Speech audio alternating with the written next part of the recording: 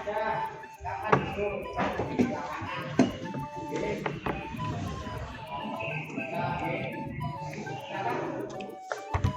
teman-teman semuanya, Assalamualaikum warahmatullahi wabarakatuh. Shalom, Om Swastiastu, namo buddhaya, dan salam sejahtera bagi kita semua.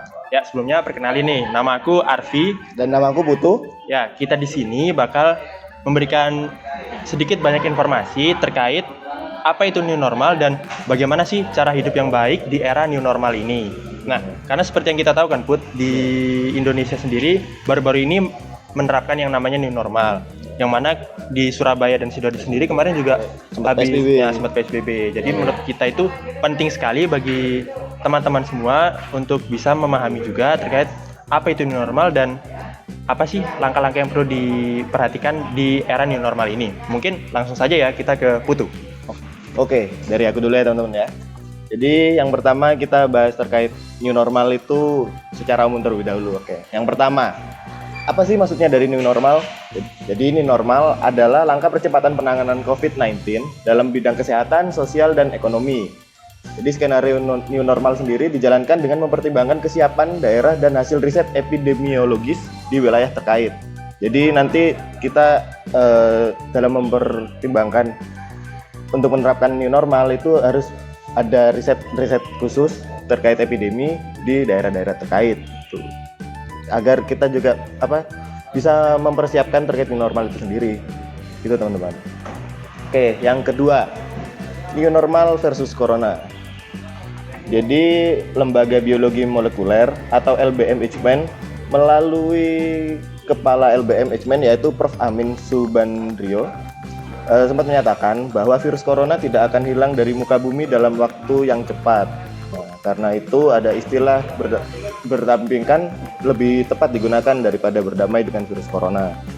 Jadi dan manusia pun sendiri mempunyai sejarahnya teman-teman dan pengalaman hidup berdampingan dengan mikroba seperti virus influenza, HIV, dan demam berdarah. Nah, menurut Prof. Amin sendiri yang perlu dilakukan adalah mengenali virus tersebut untuk mencegah penularannya. Yang ketiga adalah hidup di era new normal.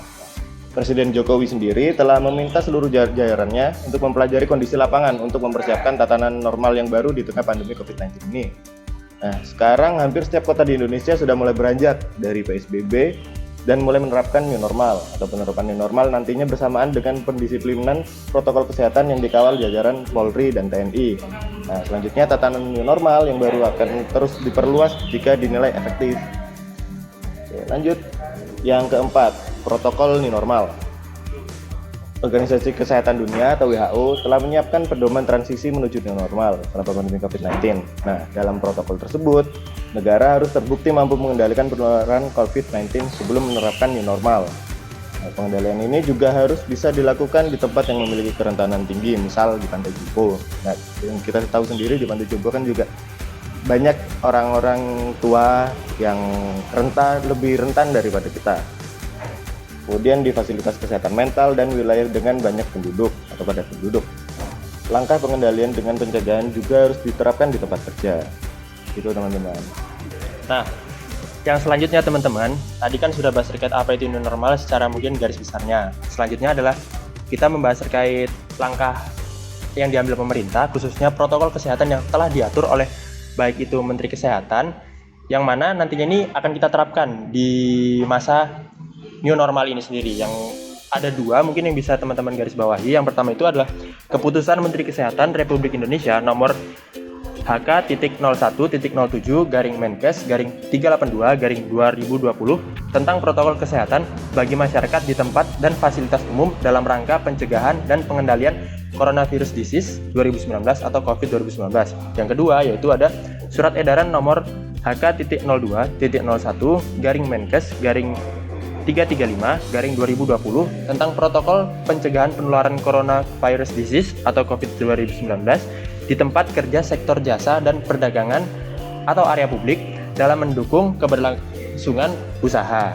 Nah, perlu teman-teman ketahui juga bahwasanya ada dua prinsip yang diterapkan dari Keputusan Menteri Kesehatan yang pertama tadi. Yang pertama adalah perlindungan kesehatan individu. Perlindungan kesehatan individu ini bagaimana sih maksudnya?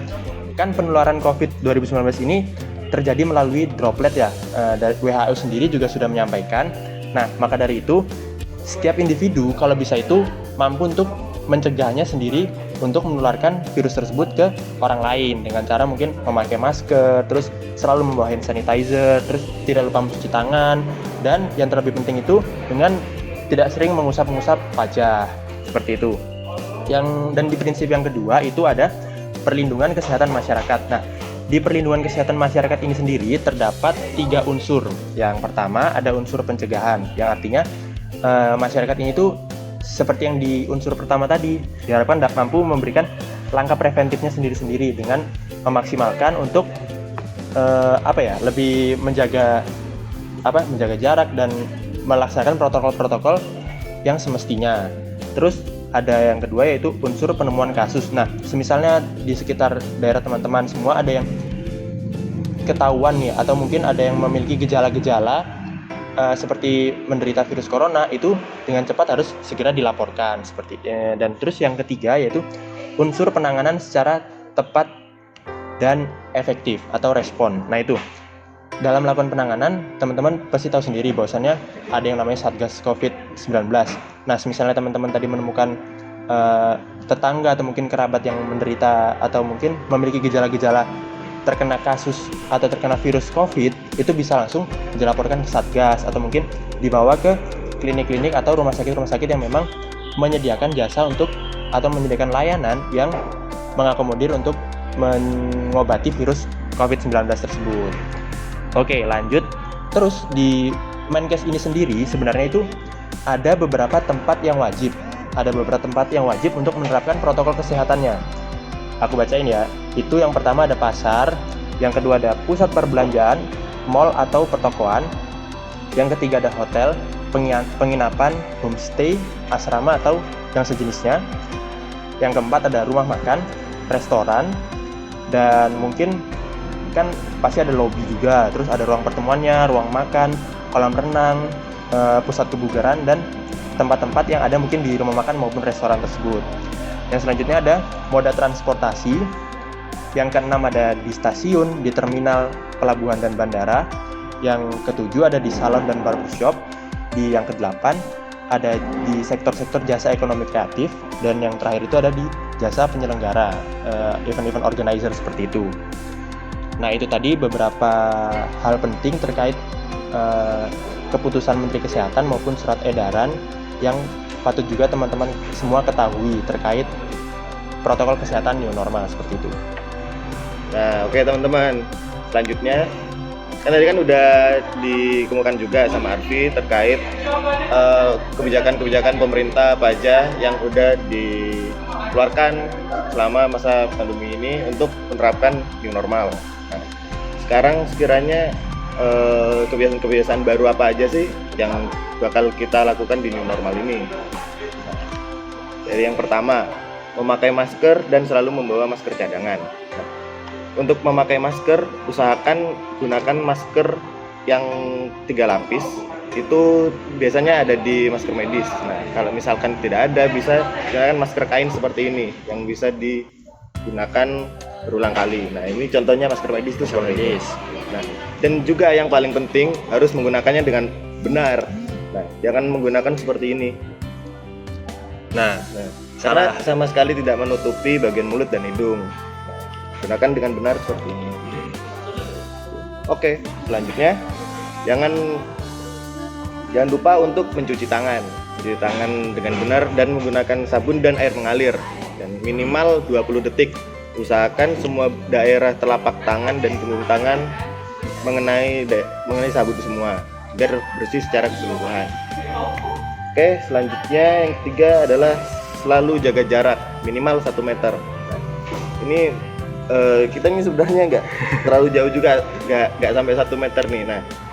Nah ini selalu jaga jarak 1 meter, gunanya apa? Untuk menjaga agar kita, kan kalian nggak tahu juga kan, untuk orang-orang yang di luar yang nggak pernah ketemu kita, dia bisa aja dia itu nggak positif atau sebagai ODP coronavirus. Nah, bisa aja dia sebagai carrier, sebagai pembawa coronavirus itu sendiri bagi kita. Nah, kita kan juga nggak mau kena juga kan. Nah, makanya tetap jaga jarak minimal 1 meter. Terus yang keempat, Jangan lupa untuk membawa tisu basah. Nah, ini tisu basah ini sebenarnya lebih ke tempat-tempat seperti tempat makan, tempat umum. Misalkan kalian mau duduk di kursi taman atau mau makan di meja makan restoran. Nah, kalian juga bisa membersihkan menggunakan tisu basah. Dan selain membersihkan tempat-tempat yang ingin kita tempati, bisa juga untuk membersihkan alat-alat makan yang sebelum kita makan kita bisa bersihkan terlebih dahulu menggunakan tisu basah. Oke, selanjutnya dijelaskan oleh Art. Oke, nah selanjutnya kebiasaan-kebiasaan baru yang penting untuk teman-teman ketahui itu yang sudah pasti membawa alat-alat pribadi sendiri, seperti contoh alat ibadah, terus alat makan, terus alat tulis. Kalau alat ibadah kan misalnya teman-teman lagi keluar terus ingin beribadah, ada baiknya untuk membawa sajadah seenggaknya, atau mungkin sarung, atau mungkin buat teman-teman yang cewek mukena seperti itu. Terus untuk alat makan, nah teman-teman di era new normal ini kan mungkin akan ada beberapa rumah makan yang sudah buka nih. Cuman menjadi penting juga untuk tetap membawa alat makan sendiri untuk mencegah itu tadi, karena kan pergantian alat makan mungkin nanti bisa juga menjadi salah satu penyebab dari persebaran virus. Terus yang terakhir dari alat pribadi itu ada alat tulis. Misalnya teman-teman berkunjung ke kelurahan, ke kecamatan, atau mungkin ke tempat instansi-instansi yang mana mengisi biodata. Nah, itu teman-teman perlu untuk membawa alat tulis pribadi seperti itu. Terus yang selanjutnya adalah membudayakan untuk sekarang tidak berjabat tangan, tapi melakukan seperti yang kita lakukan, seperti ini. Nah, seperti itu. Jadi hindari berjabat tangan karena kontak fisik seperti ini itu ditakutkan dapat memicu persebaran juga. Yang selanjutnya adalah selalu membawa hand sanitizer. Nah, mungkin beberapa waktu lalu sempat juga rame ya penimbunan hand sanitizer. Nah, memang hand sanitizer itu menjadi penting ke depannya karena memang itu istilahnya itu salah satu langkah pencegahan paling penting juga. Jadi setiap kita habis melakukan sesuatu, memegang sesuatu, ada baiknya langsung di lap melalui hand sanitizer seperti itu.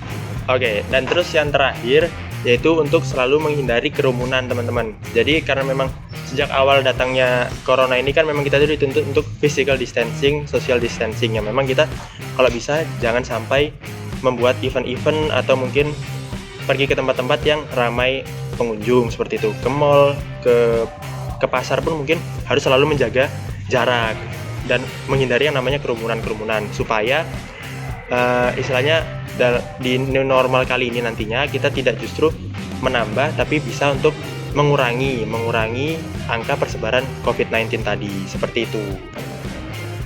Nah, teman-teman, itu tadi semua sedikit informasi dari kami dari kelompok KKN 126 di KKN ke-62 UNER di tahun 2020 ini. Semoga informasi yang kami berikan bermanfaat bagi teman-teman semua dan jangan lupa untuk menerapkan protokol kesehatan.